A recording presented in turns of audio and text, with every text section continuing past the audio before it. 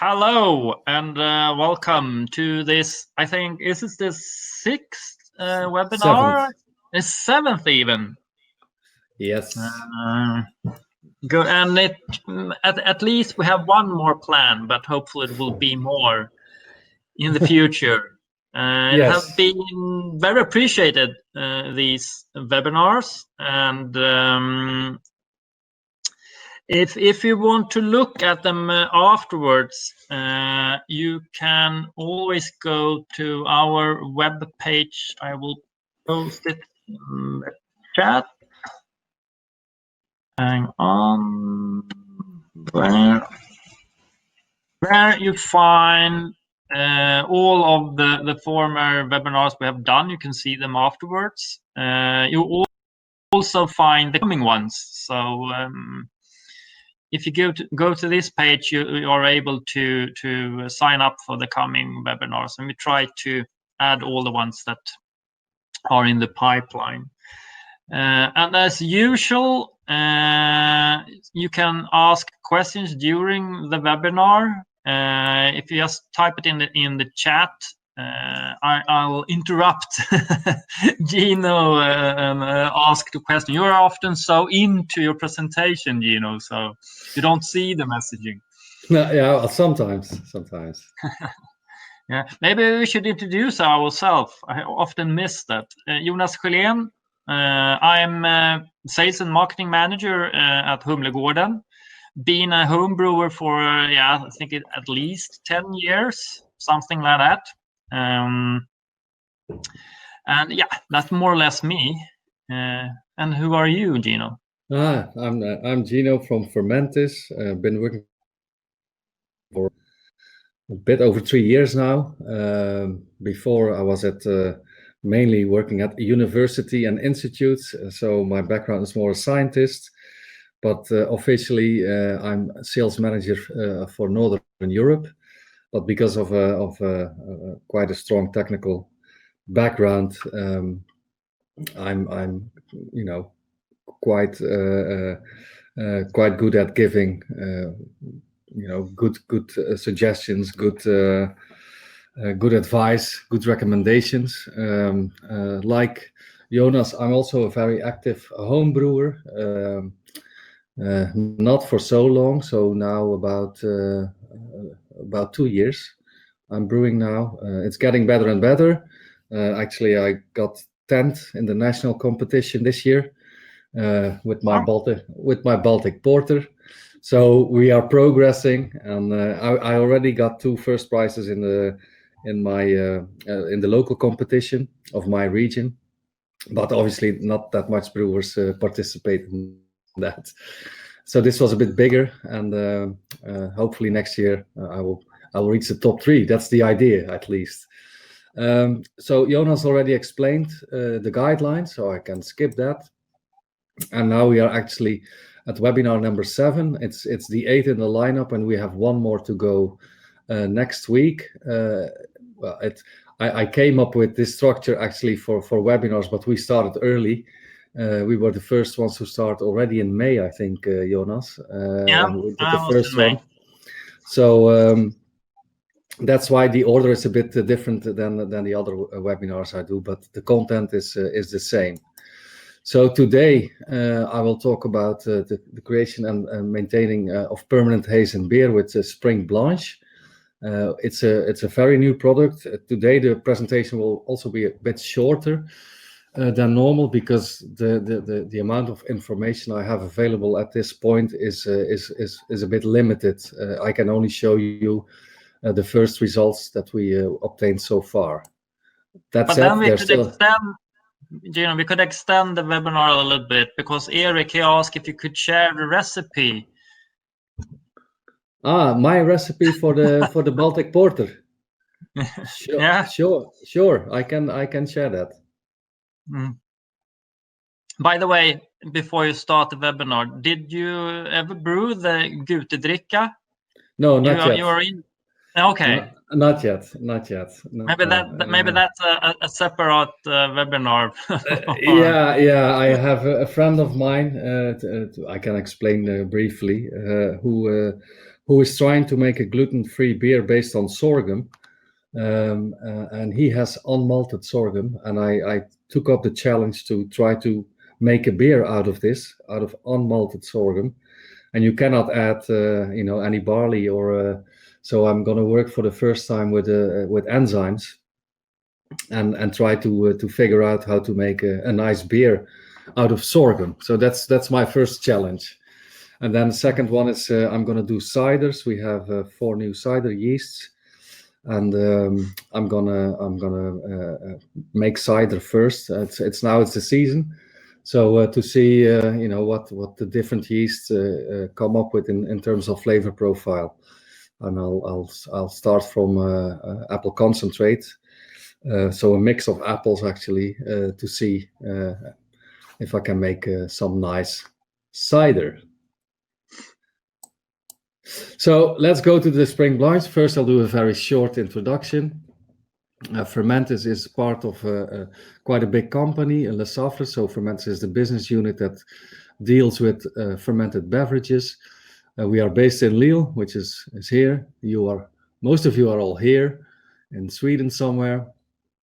Lille is a very nice city, so if you want to visit, please do. The beer lineup in this city is fantastic, actually. They even have, very special beers on tap that you cannot get even in Belgium. So typical classic Belgian beers that they have on tap in Lille and not in Belgium. Probably that's a marketing decision.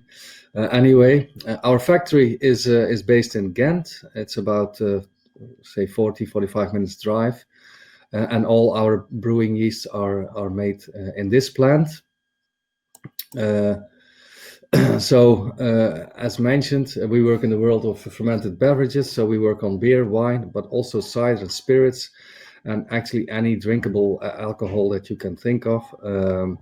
An example is, for instance, we just launched a new product to produce hard seltzer, which has been very successful so far. Hard seltzer is on the rise. Significantly. So I think the growth projected was more than 15% in the coming year. So that's something interesting to look at also for brewers, actually. In terms of product, we have yeast, bacteria, and yeast derivatives. And today I will not talk about yeast, I will not talk about bacteria, but I will talk about yeast derivatives. So, as mentioned before in previous webinars, we have 15 active dry yeasts, 3 lagers, and the others are ale yeasts, 1 bacteria, 1 functional product, as we call it, and 1 fermentation aid. And these 2 are actually yeast derivatives. So, why do you need a yeast derivative? Basically, the goal of a yeast derivative is to improve the quality of the product that you make. In beer, they have not been used so much. Typically, this product, Spring Blanche, is new.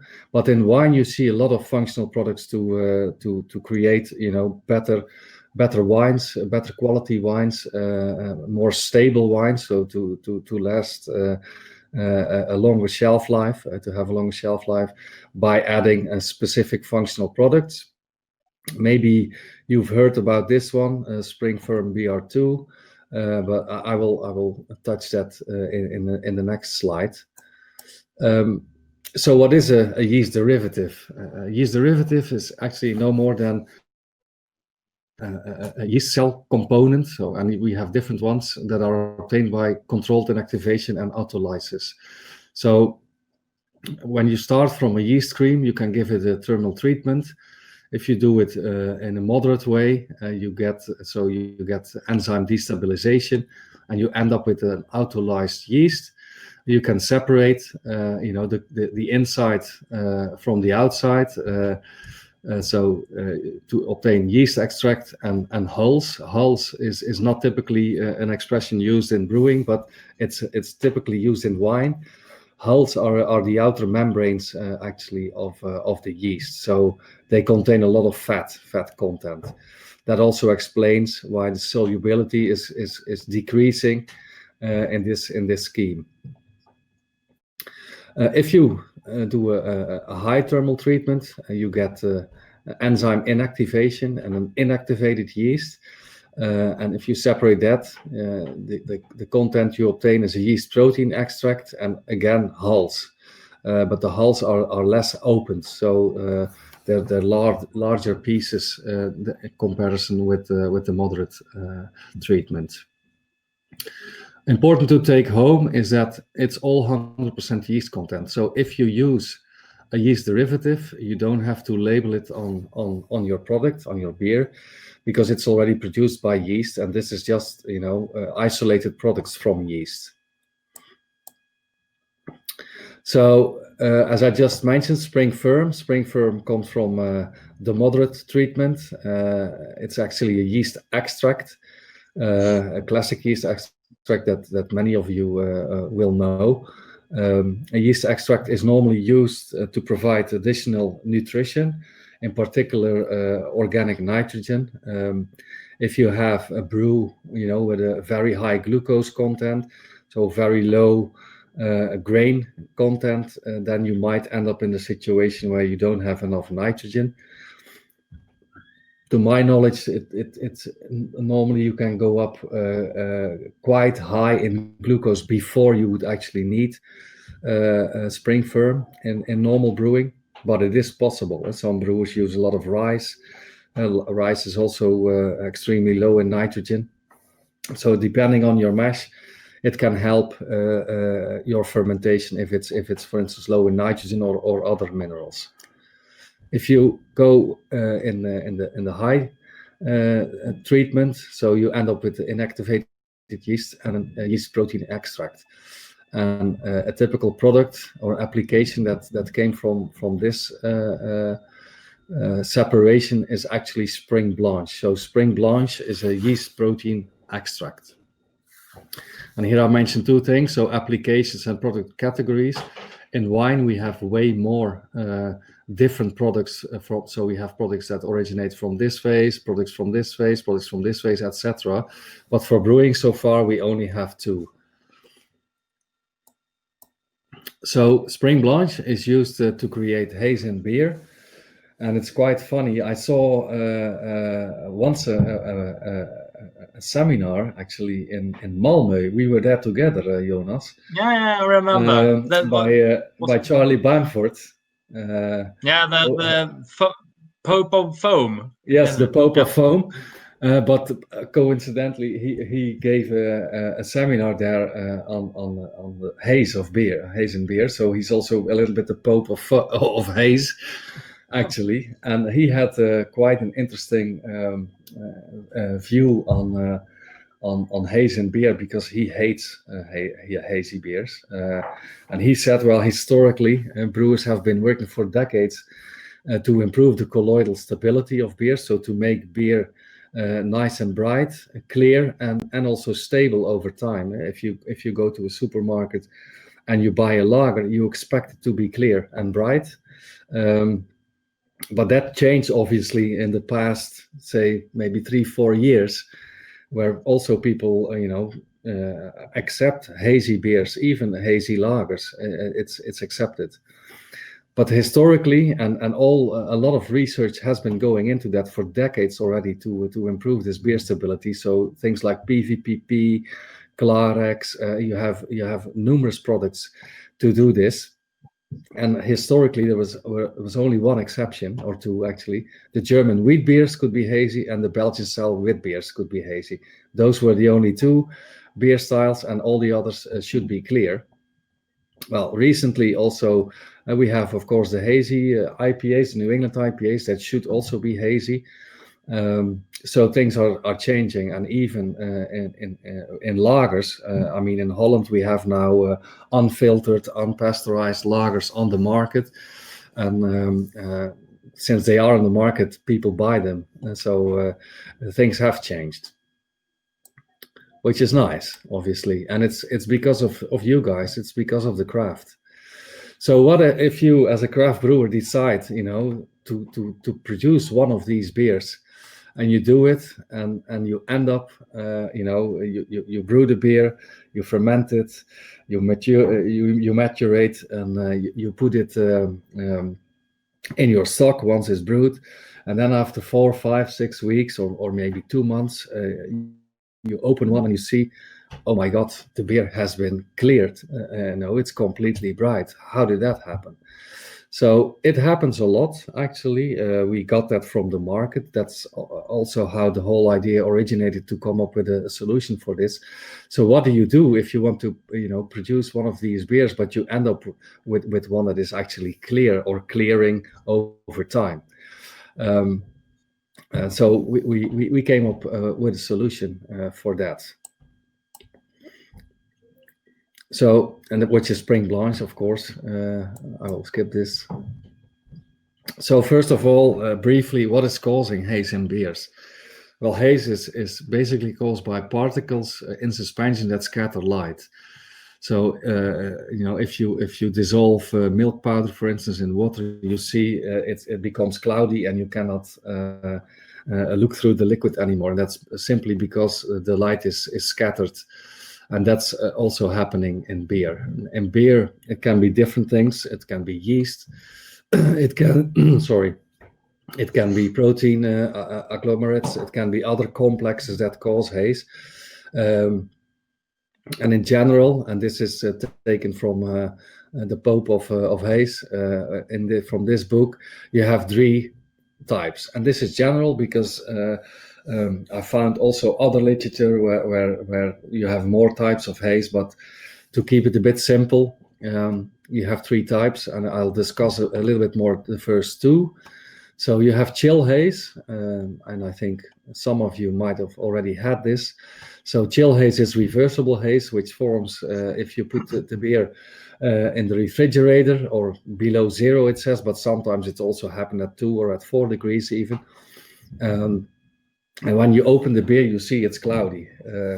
And this is a result of proteins present in the beer that clock together, and they become larger, obviously, then, and they scatter the light, so it appears to be hazy.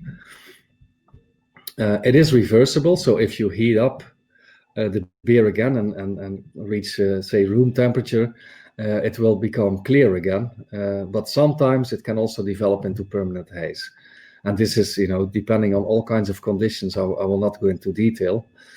A second type of haze is permanent haze or irreversible haze that is caused by protein polyphenol complexes. So if you have haze active proteins, and these proteins are always rich in proline, so there's a lot of proline, the amino acid proline in this protein, and they originate from the barley's Hordian protein fraction. And they have quite a high affinity for polyphenols, and not only from hops, but also the polyphenols present in barley. But as we dose more and more hops, it's mainly those polyphenols, especially in dry hop, that actually work like this. A third one is a haze caused by other substances, non-colloidal haze, and I will not go into that. So where does Spring Blanche fit in the equation? It's actually a number 2, obviously. It's as I already mentioned, a yeast protein extract. So what happens is that the protein complex, which is rich in proline, obviously, interacts with the polyphenols from hops or from the barley, but mainly from hops, and then creates a stable colloid, so a stable particle, and that creates a permanent haze. These particles are very, very small, so they don't settle over time. So application. So when we started this research, when the product was just came from the lab, we first did simple tests in available commercial beers. So when we selected the beers, we also, typical Belgian style wit beer or a blonde beer, if there was wheat added or not. So we looked at that. We looked if the beer was filtered or centrifuged. We looked at if the beer was stabilized with PVPP or another stabilizer. If the beer was pasteurized, we measured the polyphenol content in the beer, protein content, obviously, and also ethanol. to get some background in, okay, will spring blanch work in this, heterogeneous set of beers. So how did we do that? First, we took spring blanch and we rehydrated it in water or beer. It's easy to use, so it doesn't matter, as you know. Then we transferred to the commercial beer, and we measured the turbidity in this Huffman turbidity meter. It's a device that measures scattered light under two angles. So on the 90 degrees angle, you measure the particles that are smaller than 1 micrometer. So the very small particles, these are the molecular complexes or the protein polyphenol complexes. These are related to permanent haze. And it also measures the particle size above 1 micrometer. And these scatter light under the 25-degree angle. So you measure particles like yeast or big protein agglomerates. And these are related to unstable. So let's look at the first results. Unfortunately, I cannot mention, the commercial name of the beers. So the first trials we did was in beers with a low polyphenol content, and they were all blonde beer styles. So to highlight some of them, the first beer had 90% malt and 10% cereal or wheat added. It was filter centrifuged. It was stabilized with PVPP. It was pasteurized. It was not bottle re-fermented. The polyphenol content was 59 milligram per liter. The protein content was 0.22, and the alcohol level was 3.1. And the haze stability we reached after pitching 10 gram per hectoliter spring blanch was 70%.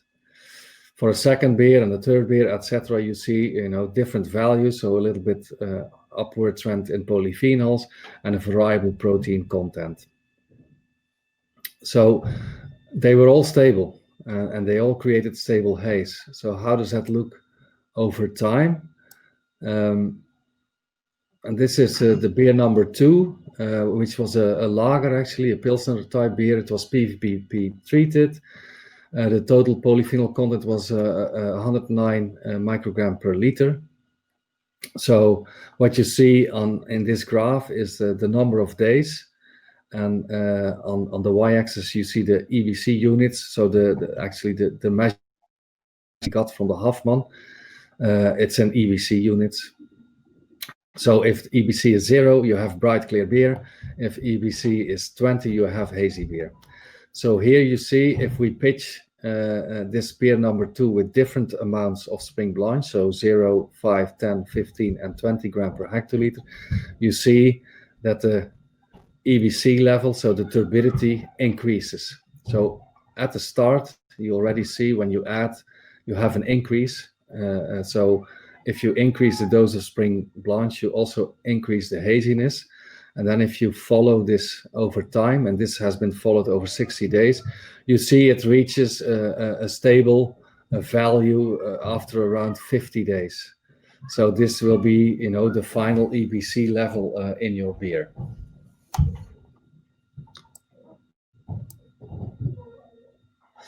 How does that look visually? So the same beer, and this was taken after 45 days. So here you see the control, which is 0.3 EBC, and then this is the beer pitched with 5 gram per hectoliter spring blanch, 10 gram per hectoliter spring blanch, 15 and 20.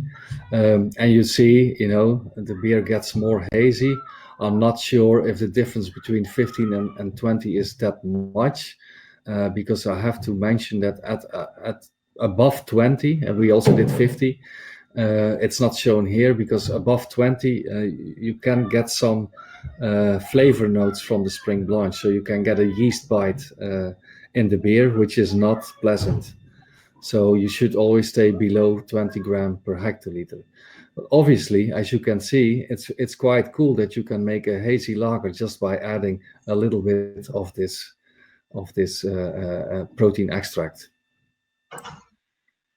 It's far more easy than adjusting your malt bill, because if you like the beer that you brew already, if you like the flavor profile, but you don't, but you want to have, you know, a new, say, natural version, or something to pitch marketing wise. It's simply you can still produce the same beer, just add a little bit of the Spring Blanche and have an unfiltered variant on the market. So next set of beers were also blonde beers, but with a very high polyphenol content. So some were filter centrifuged, none of them were stabilized, one of them was pasteurized, one of them was bottle re-fermented.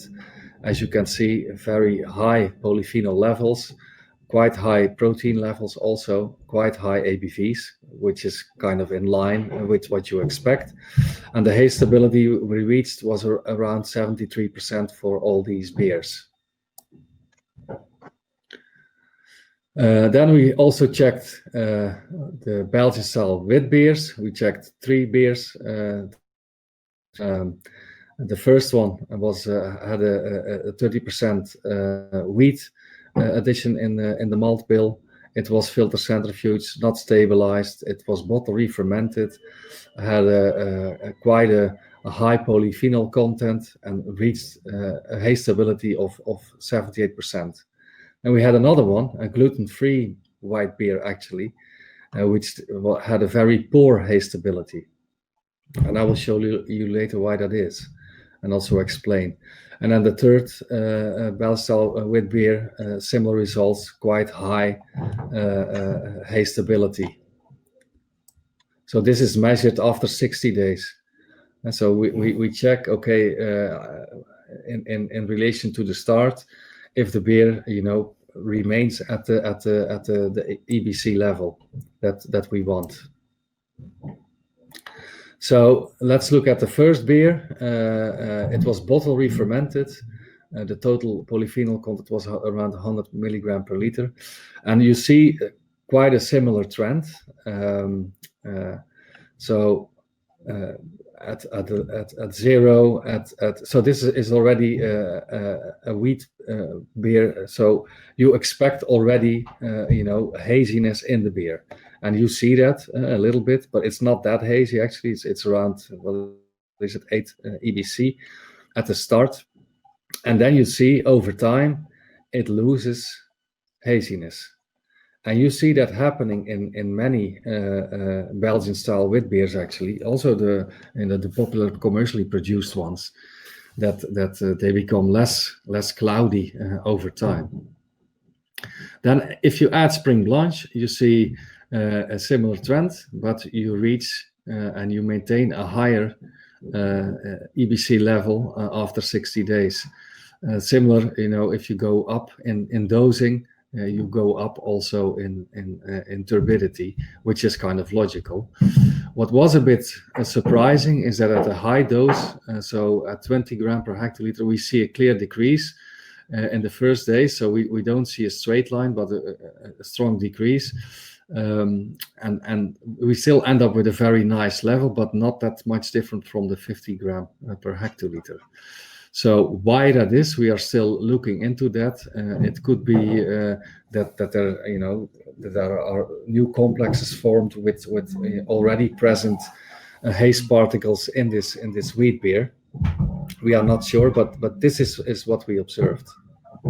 Could also be because it was a bottle re-fermented beer. I will show you some results on that later, on the impact of that. And then the special case, so the case where we actually lost all the haziness. This was in beer number 2. It was also bottle re-fermented, quite a high polyphenol content, 222 milligram per liter, but it was treated with Clarex. And as most of you know, Clarex was originally developed to make clear beer, actually, so to remove haze from beer.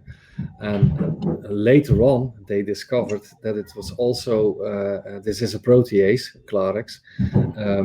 They discovered that the gluten protein that is, present in all grains that contain gluten was also broken down by Clarex. And that's why nowadays a lot of Clarex is being used to produce gluten-free beers. But originally, it was designed for something else. That said, if we see these results, well, you can immediately see that we don't have permanent haze over time, and it's kind of logical because the Clarex catalyzed the breakdown of proline-rich proteins, and Spring Blanche is such a protein. So it explains also that Spring Blanche is not working in beers that have been treated with Clarex. There's still some residual haze, but to be honest, if you use Clarex, forget about using Spring Blanche. I have one customer actually who's making only gluten-free beer and is using Spring Blanche, and he's still very happy because he still, he finds some haze in his beer, but it's very limited. Then the impact of yeast pitching rate. So we saw a lot of beers that were simply bottle carbonated, so forced carbonated, but some of them were bottle re-fermented, and we wanted to see, because we saw a bigger drop in the case of beer number 2, where you saw at a higher pitching of Spring Blanche, you saw a higher decrease in haze turbidity. Especially in the start, so we figured maybe it has something to do with the bottle re-fermentation, so with the presence of yeast. So we looked into that, and so for that we did this experiment. So we started with Spring Blanche, pitched 10 gram per hectoliter, and we added different concentrations of our bottle re-fermenting yeast, SAF LF2. We did that in 2 beers, so beer number 2. Which was filtered and pasteurized, and had quite a high polyphenol and protein content, and then beer number 3, similar situation, but it was unpasteurized. And then we did turbidity measurements again over a period of time. So let's go to the results. So these are the results for beer number 2. As you can see, if you don't add any yeast, so the beer was the level of haziness was stable over time, really nothing happened. And then if you pitch 1, 10, 20, 50 million cells, you see obviously at the start the haze level goes up, which is logical. If you pitch beer in the fermenter, this is what happens. So your haze level goes up. I think everybody understands. But then over time, as it is fermenting, obviously the yeast will settle, and then you see that happening here. It goes quite fast. So this is typically, bottle re-fermentation time is normally around 10 days, 2 weeks, and this is clearly shown here. So at the end, all the yeast is at the bottom, which is typical for F2. It drops nicely and then sticks to the bottom of the bottle, and then you end up at a very similar EBC level as the control. So based on this, we say there's no impact of the bottle re-fermentation on the expected EBC or turbidity level of the beer. So for the unpasteurized beer number 3, we find something very similar. So in the end, they all reached a similar level in terms of EBC. So we conclude that there's no impact of yeast pitching rate on haze. What is a bit interesting is this. So in the control, we see that the haze level increases. Could be simply a characteristic of this beer. We are not sure, but what is important is the stable level. So you see that already after say 25 days, all the haze level is constant. So this is nice. So you can use it, Spring Blanche, in different beer styles under different conditions, and you can use forced carbonation or bottle re-fermentation. You still end up with a hazy beer. So despite the settlement of yeast. So where to use Spring Blanche in the production process? Where to add it actually? Now, if we did a trial in a craft brewery. where we produced a Belgian-style wheat beer with 67% malted barley and 33% unmalted wheat. So this already causes quite a nice haze. And this is the process. So milling, mashing. I do not have to explain this to you guys. And these are the conditions. So we added it at the end of fermentation. We added spring blanche, and we added it at maturation. We did not add it before, obviously, because here you are actually separating. And this is high temperature, so we don't know. So we figured, okay, the best two options would be fermentation. So maybe you could make a combination with a dry hop, and we figured maturation, because then you already have beer in a more final phase. And we tested it on commercial beer, so finished beers. So that's why we selected these two options. So we pitched 10 gram per hectoliter again. We did fermentation starting at 11 Plato, 26 degrees, and we did it for 13 days. We matured for 24 hours at 4 degrees and did forced carbonation. And the total polyphenol content of the beer was 131 microgram per liter. Then we did obviously the haze measurements at 20 degrees, and we followed up for 6 months. And the results are shown here. So on the x-axis, you have the number of days. On the y-axis, you have, again, the turbidity units. So you see this is the first phase is fermentation. So these are the 13 days. And if you add at the end of fermentation, which is the orange line, you see that it drops. This is a bit of a strange point, but anyway, it drops and then reaches a very low level. So you can conclude that if you add spring blanche at the end of fermentation, you will not get the desired effect. Obviously, there is an interaction between the present yeast and the spring blanche, and the spring blanche in this case drops along with the yeast, and that's why you don't find any remaining haze in the final beer. Then if you pitch, which is the gray line, at maturation, you see also the drop, but in the end, you have remaining turbidity level. So the difference between the control and the added fermentation is basically the difference is done by spring blanche. So this shows that it actually works, and I think now we're already at more than 1 year follow-up, but I only have the results up to 180 days. So, but you see that it's very stable. So the beer remains hazy over time. So final conclusions. Spring blanche induces a stable haze in all kinds of beers. Beers treated with proteases will impact the haze stability. So proteases, like for instance Clarex, I mention this because it's used a lot, will break down spring blanche, so it will not work. The yeast pitching rate at bottle re-fermentation does not affect haze stability.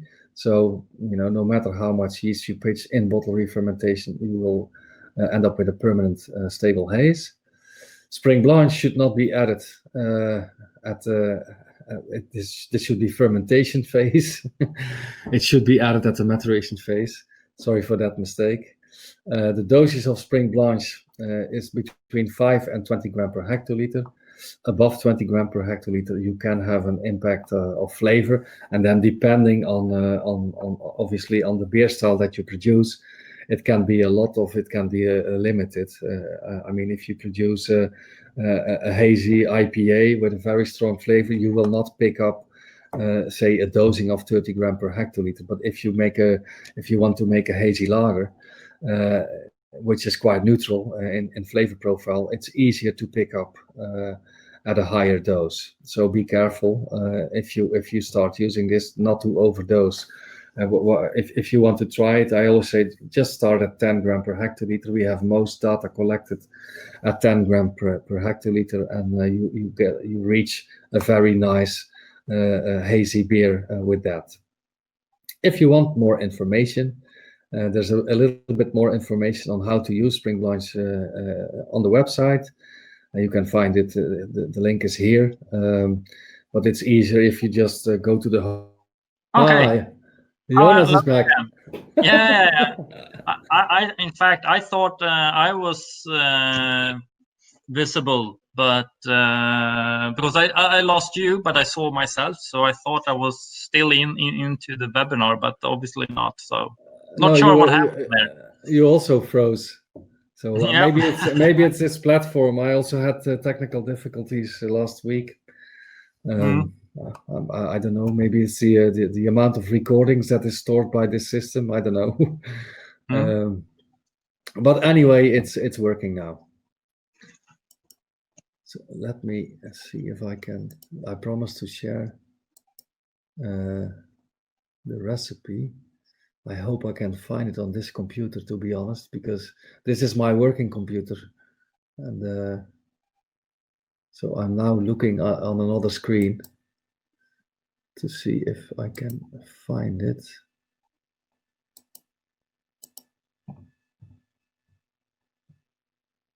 And if you find it, it's a 20-liter recipe, I presume. I have to check. But you normally, when you brew at home, you brew on a grain father, don't you? Yes, but I tend to brew. I try to brew 30 liters. Okay, so you try to maximize the batches. Yeah, try to push it to the limit.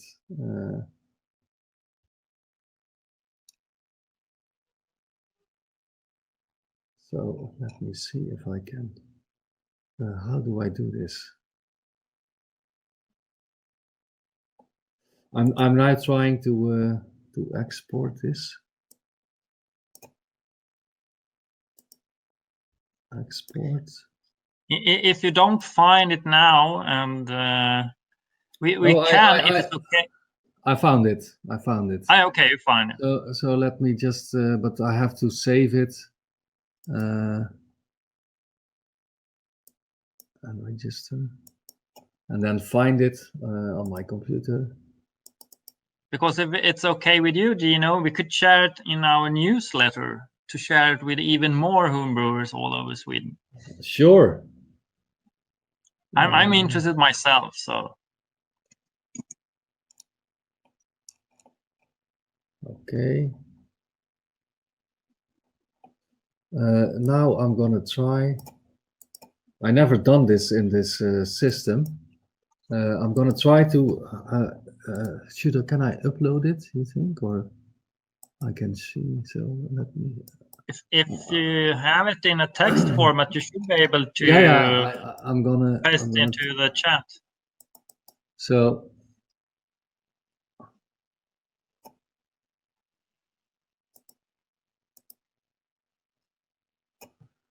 So this was the recipe. So it was done with SO4, quite a complex grain bill, as you see, quite complex hop dosing scheme. I did some water improvements, so you have to check your own water, obviously. I add lactic acid to end up because that's not here, I think, to end up at a mashing pH of 5.2. That has been researched extensively by Gert de Roek from KU Leuven, because at 5.2 apparently you can make the most, say, shelf life stable beer and the least amount of defects. What is not on here is re-fermentation, because Brewfather, this app, does not accept secondary fermentation. So I also did a secondary fermentation. I cannot force carbonate in my homebrew, So I took out SO4 and added, I think it was 2.5 grams of F2 for the bottle re-fermentation, which I did at 20 degrees for about 2 weeks. I have this pressure gauge on one of the bottles, so I can see when it's stable and when it's done.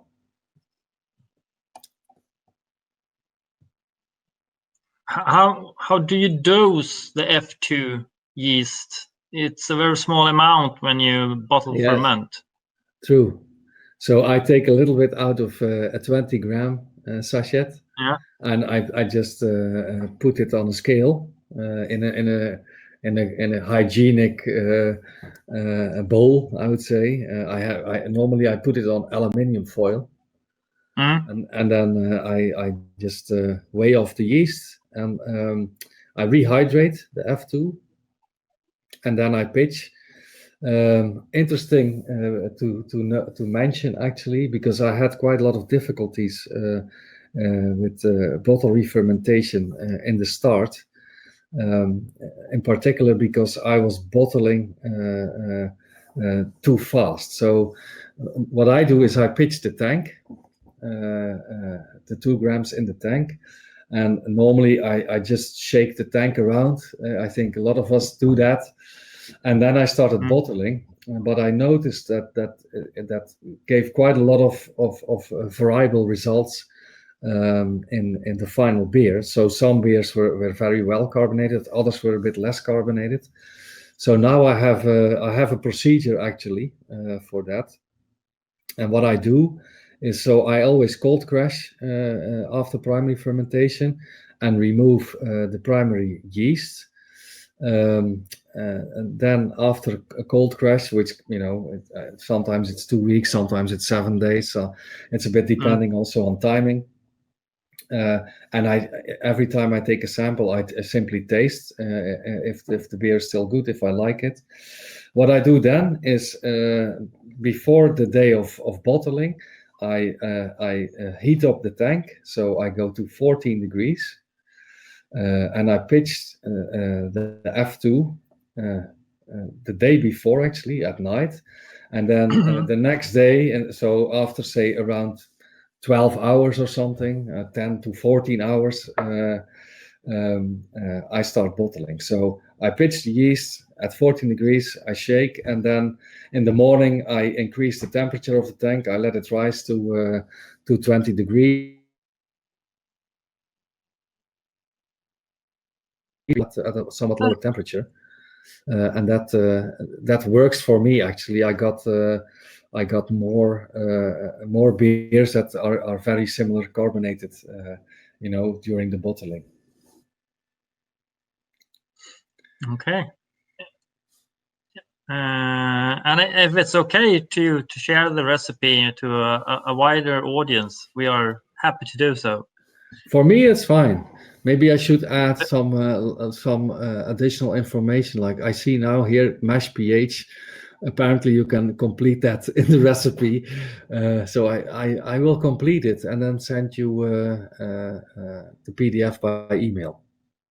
Yeah, it would be as well, because normally once a month we present the recipe from our staff in our newsletter, but this should be the first time we share a vendor for us. Good. Nice. Okay. So, guys, no more questions about the Spring Blanche? It must be crystal clear for them then. I think so. Well, then I thank you very much for your time again, and hopefully see you next week for the last webinar probably of this year, because my agenda is fully booked until the end of the year with other webinars. As promised, I will look into the impact of counter pressure, because I got a lot of questions on that, in particular from Sweden, on the flavor profile of beer. And I think somewhere early 2021, we will start up a new cycle of webinars, with different subjects, because I still have a lot of other information I can share, but I simply have to put it in presentation format. But that's for 2021. So and then will probably be end of January or something like that when we are able to start it up again. Yeah, I think so too. Yeah. So, but you can all find as the link I typed earlier. You will find coming events there. So, and of course, we will inform you via our news mail and also at social media. Yeah, and from this webinar, you will receive automatic email tomorrow with the link to the recording of the webinar. And you can find it at the same link in our webpage as well. Okay. So, well, thanks, guys. Have a great weekend already, and hope to see you next week. Same to you. Bye. Cheers. Bye-bye.